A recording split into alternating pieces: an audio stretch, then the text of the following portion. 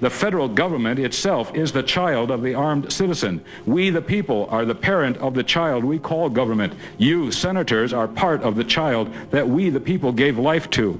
The increasing amount of federal encroachment into our lives indicates the need for parental corrective action.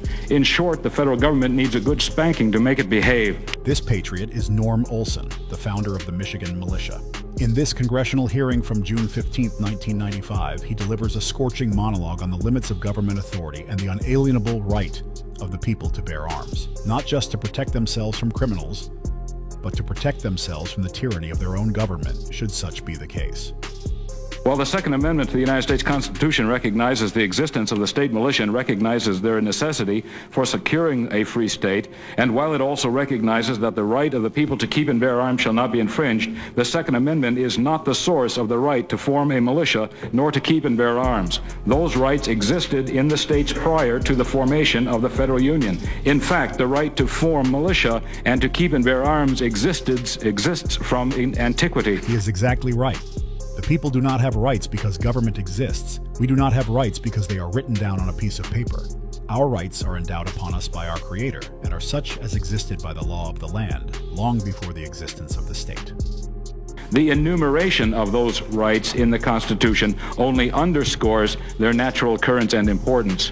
While some may say that the right to keep and bear arms is granted to Americans by the Constitution, just the opposite is true. The federal government itself is the child of the armed citizen. We, the people, are the parent of the child we call government. You, senators, are part of the child that we, the people, gave life to. The increasing amount of federal encroachment into our lives indicates the need for parental corrective action. In short, the federal government needs a good spanking to make it behave. Since the Constitution is the limiting document upon the government cannot become greater than the granting power. The